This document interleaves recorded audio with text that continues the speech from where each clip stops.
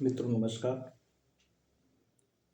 जैसा कि हम बात कर रहे थे अपने फंडामेंटल राइट्स के विषय में और हमने देखा कि ये फंडामेंटल राइट्स जो होता है ये हमारे संविधान में अमेरिका के संविधान से ग्रहण किया गया।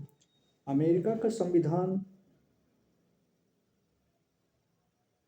से जो है अनुच्छेद 12 से 35 इसको मूल अधिकार कहते हैं, ग्रहण किया गया और ये हमें राज्य के विरुद्ध प्रदान किए गए। अनुच्छेद 17 जिसमें अस्पृश्यता को समाप्ति के बारे में बताया गया है। यदि कोई व्यक्ति हमारे साथ छुआछूत या कोई इस तरह की हरकत करता है तो अनुच्छेद 35 में उसके लिए दंड की व्यवस्था भी है। अनुच्छेद 16 जो हमें ये बताता है कि लोक अवसर में समानता प्राप्त होनी चाहिए, अर्थात अगर कोई सरकारी वांट्स आती है, कोई सरकारी रिक्तियां होती हैं जिसमें हमारी भर्ती होना है तो उसमें भी हमको अच्छा अवसर प्रदान किया जाए, समान अवसर प्रदान किया जाए।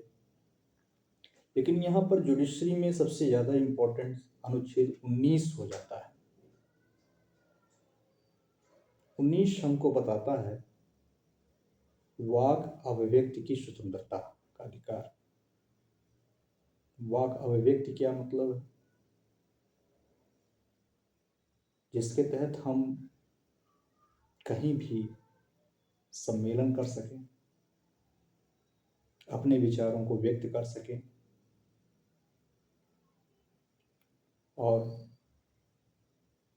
समितियों का गठन कर सकें, प्रजातंत्र को स्वतंत्र रूप से अपनी बातों को कहने का हमारी प्रजा को पूर्ण अधिकार प्राप्त है, जिसके तहत हम निरायुध सम्मेलन कर सकते हैं, भारत के किसी भी स्थान पर घूम टहल सकते हैं, भारत के किसी भी स्थान पर हम अपना घर बना सकते हैं और भारत के किसी भी स्थान पर अपना व्यापार कर सकते हैं। लेकिन कुछ रिस्ट्रिक्शंस हैं जिनके आधार पर ही हम ऐसी स्वतंत्रता को प्राप्त कर सकते हैं। अर्थात अनुच्छेद 19 में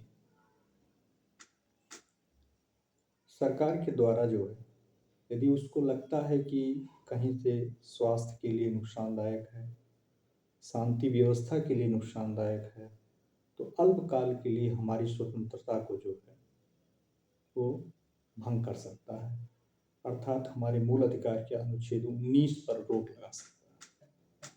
मित्रों, हमको मालूम होना चाहिए कि अंग्रेजों के शासन काल में जब कहीं पर 4 व्यक्ति खड़े होकर के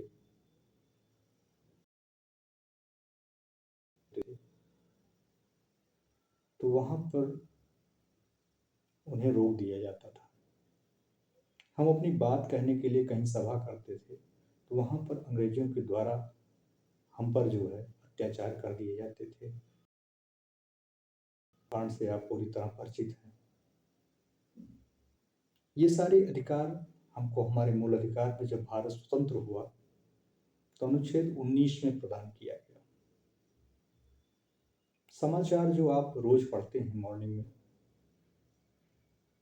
और उसमें देश दुनिया की खबरों के साथ साथ भारत में तमाम विचारकों के अपने अपने व्यूज या तमाम सरकार की नीतियाँ, तमाम सरकारी समितियों की नीतियाँ, विज्ञापन दिखाई देते हैं। ये अनुच्छेद 19 के ही द्वारा प्रदान किए गए अधिकार के तहत ही है।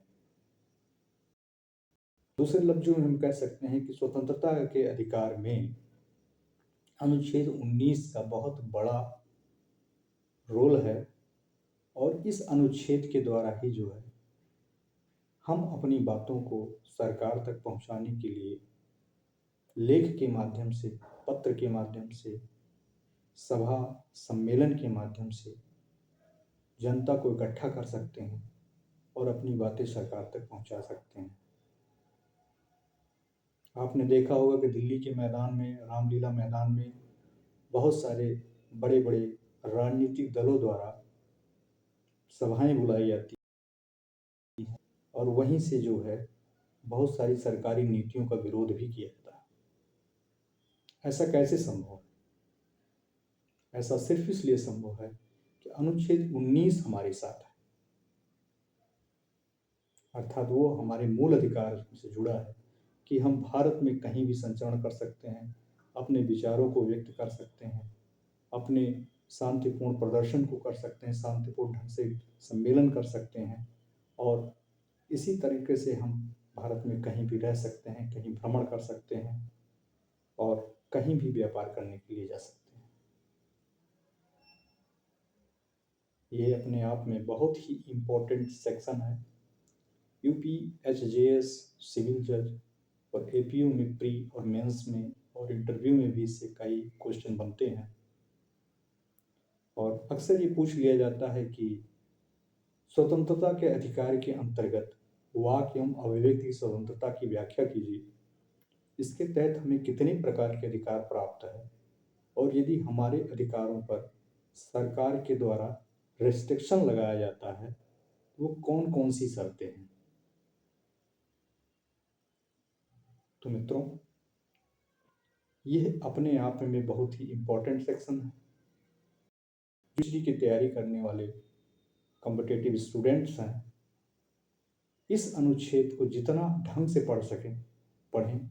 इस पे तमाम सरकार की रूलिंग्स, तमाम सरकार की केसेस डिसाइडेड हुई हैं जिनको आप पढ़ सकते हैं, देख सकते हैं और इस हिसाब से अपना मेंस का आंसर बना सकते हैं। धन्यवाद। अगली वीडियो में हम आपको फिर इसके आगे के बारे में बताएंगे।